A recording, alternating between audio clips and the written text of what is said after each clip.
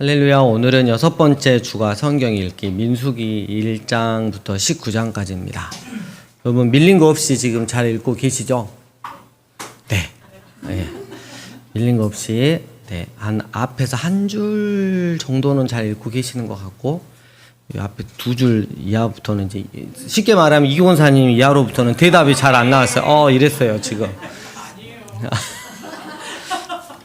한꺼번에 또 읽으시려고 휴가 때 다 알아요?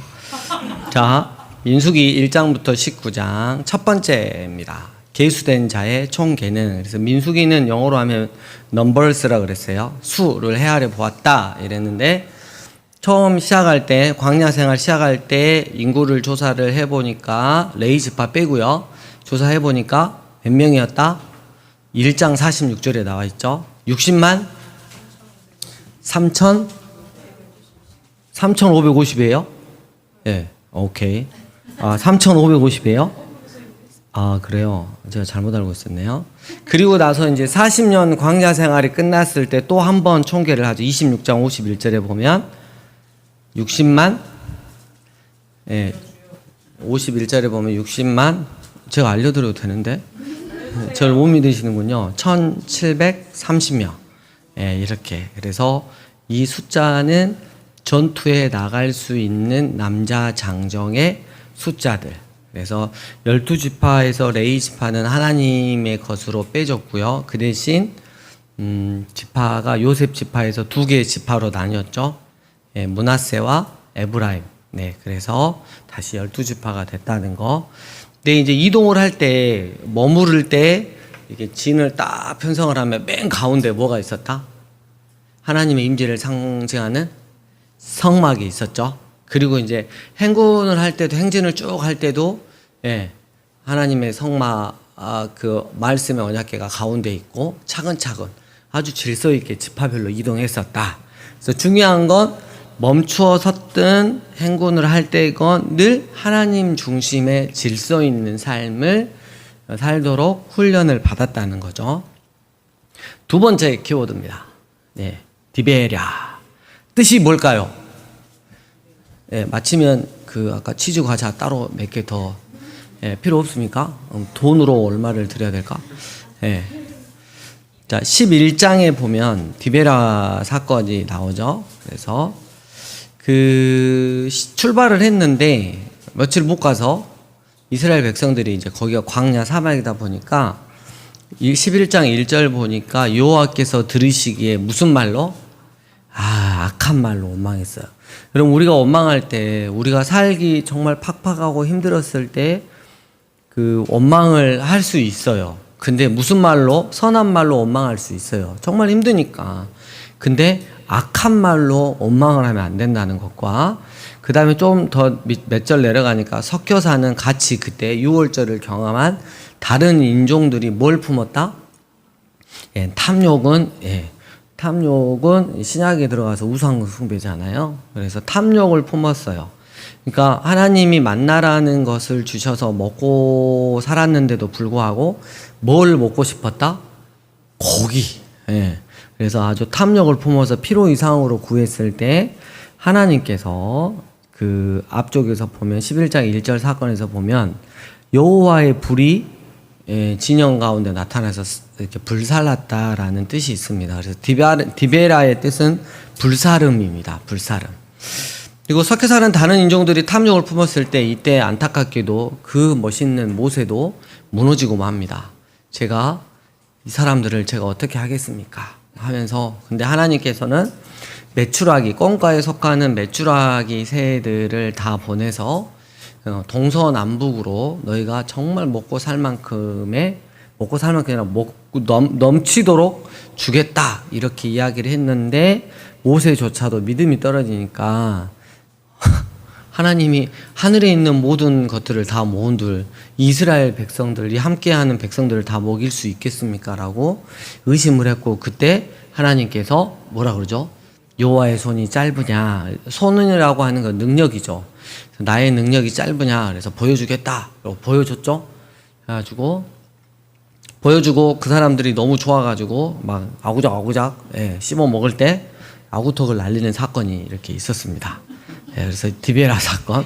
여기서 우리가 교훈이 원망을 할 수 있지만 악한 말로 원망을 하면 안 되고, 그리고 필요 이상의 탐욕을 품어서도 안 되는 것이다 라는 교훈이 있고요. 세 번째, 예, 하나님의 권위에 대한 도전입니다. 12장 보면 그 모세의 형은 이름이 뭐였죠? 누나가 있었어요. 네, 미리암.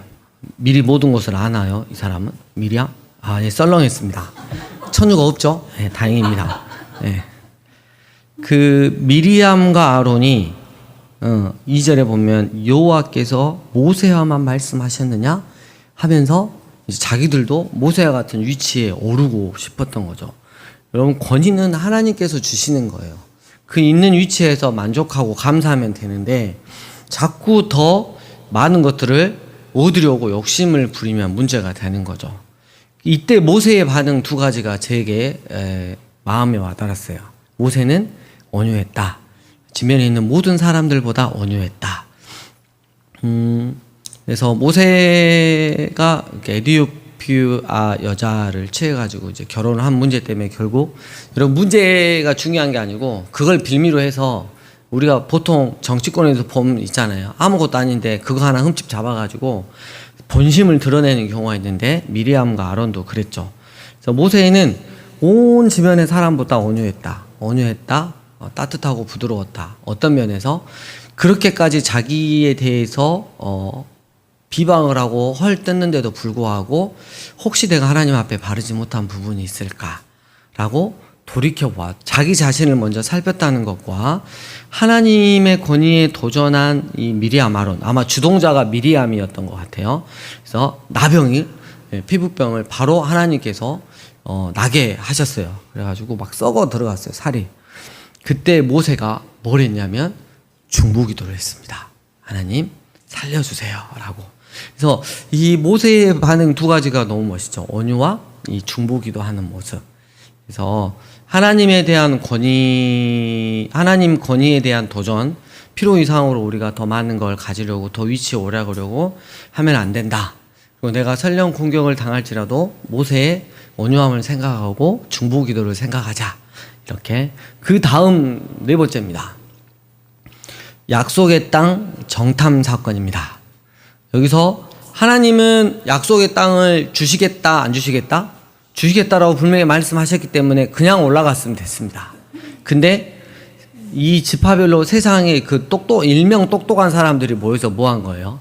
합리적인 의견을 낸 거죠. 지파별로 한 명씩. 12명이 딱 가가지고 정찰도 딱 하고 확인하고 와서 착착착 이렇게 하자 이랬는데, 하나님 말씀대로가 먼저가 아니라 자기의 합리적인 생각과 사고가 먼저 취했던 거죠. 그래서 문제가 됐는데, 약속의 땅을 정탐하고 왔는데 과연 그 땅은 하나님께서 주신 땅임을 아는데 아낙 자손이나 거기에 있는 사랑하는 사람들이 아주 그냥 다 거인들이고, 하필 또 산 꼭대기에다가 초롱성과 같은 그 성을 지어가지고 이건 거의 점령할 수 없는 그런 상황이 있던 거죠. 이때 이제 10명의 정탐꾼 말고 2명의 정탐꾼이 있었어요. 누구였죠? 갈렙과 여호수아가 있었죠. 그래서 여기서 우리에게 도전하는 건 믿음 기복이라고 제가 써놔봤어요. 기복은 뭐예요? 높아졌다, 올라졌다, 높아졌다, 낮아졌다 이렇게 하는 거야. 이게 기복신앙이 이거죠. 하나님이 나한테 뭔가를 해주면 믿음이 올라갔다, 안 해주시면 쫙이 내려갔다가 의심했다가.